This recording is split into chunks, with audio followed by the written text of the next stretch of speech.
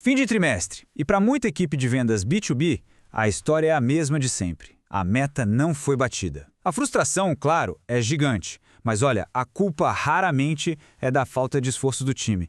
Então onde é que está o problema de verdade? Hoje, a gente vai mergulhar fundo na ciência e na metodologia por trás disso tudo para entender por que tanta meta falha e, o mais importante, como é que a gente pode finalmente virar esse jogo. Vamos combinar. Essa frase virou um grande meme no Brasil. Mas se a gente parar para pensar, ela captura com uma perfeição quase trágica a realidade de muitas empresas. Sabe, metas que nascem do puro improviso. Onde deveria ter estratégia, dados, método, muitas vezes só existe um desejo jogado para o universo. É a falta completa de um plano.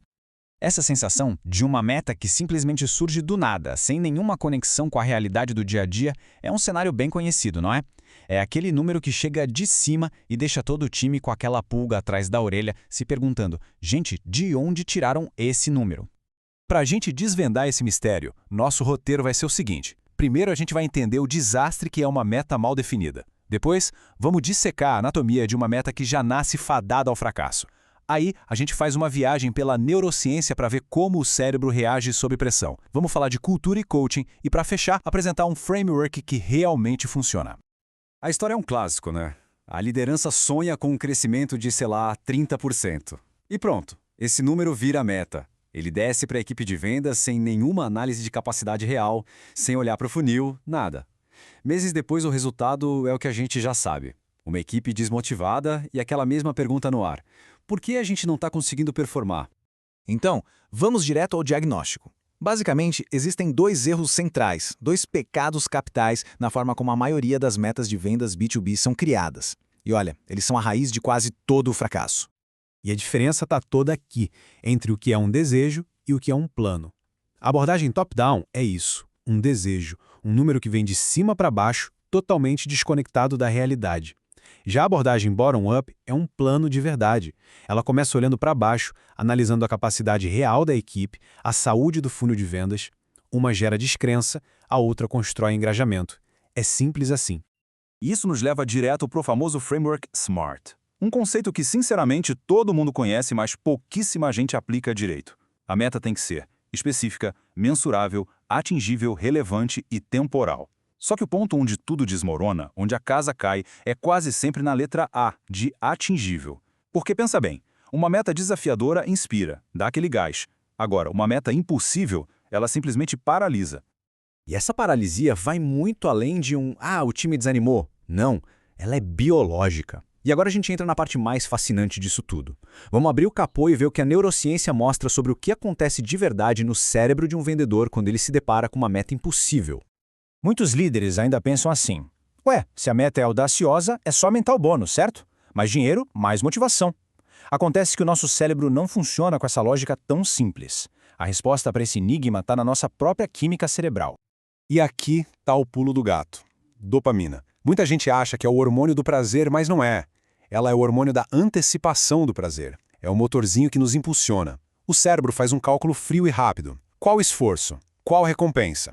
E o mais importante, qual a probabilidade de sucesso? Se essa probabilidade é percebida como zero, o sistema de dopamina simplesmente desliga. O motor da motivação apaga para economizar energia. O resultado é essa imagem perfeita. O bônus se torna uma miragem no deserto. A pessoa consegue até ver ele lá longe, brilhando, mas o cérebro dela já calculou que é impossível chegar lá. Então, para que gastar energia? Ele simplesmente manda o corpo parar de andar. E se não bastasse, a coisa piora. A pressão constante de uma meta inatingível é interpretada pelo cérebro como uma ameaça real, uma ameaça à sobrevivência. Isso dispara o que a gente chama de sequestro da amígdala, o nosso alarme de incêndio interno. O corpo se enche de cortisol, o hormônio de estresse, e a parte mais nobre do nosso cérebro, o córtex pré-frontal, simplesmente desliga. Adeus pensamento estratégico, criatividade, resolução de problemas. Olá pânico e modo de sobrevivência. O efeito disso no longo prazo é devastador. É o chamado desamparo aprendido. Depois de tentar e falhar em algo que está fora do controle, o cérebro aprende uma lição muito perigosa. Não importa o quanto eu me esforce, o resultado vai ser sempre o mesmo. É um mecanismo de autopreservação que, infelizmente, transforma profissionais talentosos em pessoas que só fazem o mínimo para sobreviver no emprego. Bom, Até agora, a gente olhou para dentro da cabeça. Agora, vamos olhar para fora, para o ambiente, para a cultura da equipe e para o estilo de liderança. Porque se uma meta ruim é tóxica, uma liderança ruim pode ser fatal para os resultados. Pensa na gestão tradicional de comando e controle como dirigir um carro olhando só pelo retrovisor. O foco está sempre no que já passou. E aí, o que você vendeu? Já a gestão moderna, baseada em coaching, dirige olhando pelo para-brisa. O foco está no caminho à frente. O que a gente precisa fazer juntos para chegar lá. Uma gestão cobra o passado, a outra constrói o futuro. E ser um coach de vendas não é só ter um estilo mais legal. É ter um processo, ferramentas, é arregaçar as mangas para analisar o funil junto com o time e achar os gargalos. É treinar, desenvolver competências, é criar planos de ação em conjunto e, acima de tudo, é atuar como um facilitador, alguém que tira as pedras do caminho para que a equipe possa correr mais rápido. Ok, diagnóstico completo feito, entendemos as causas, das culturais às neurológicas, agora a parte que realmente importa. Como é que a gente conserta isso? Vamos ver um framework prático para construir um caminho de sucesso de verdade? A solução se sustenta em 3 pilares que não vivem um sem o outro. Primeiro, metodologia. Trocar o achismo por dados com processos claros e metas que nascem da realidade. Segundo, cultura. Criar um ambiente onde os incentivos estão alinhados com o que realmente importa e onde a alta performance é celebrada. E terceiro, talvez o mais importante de todos, liderança. Capacitar os gestores para que eles deixem de ser chefes cobradores e se tornem verdadeiros coaches.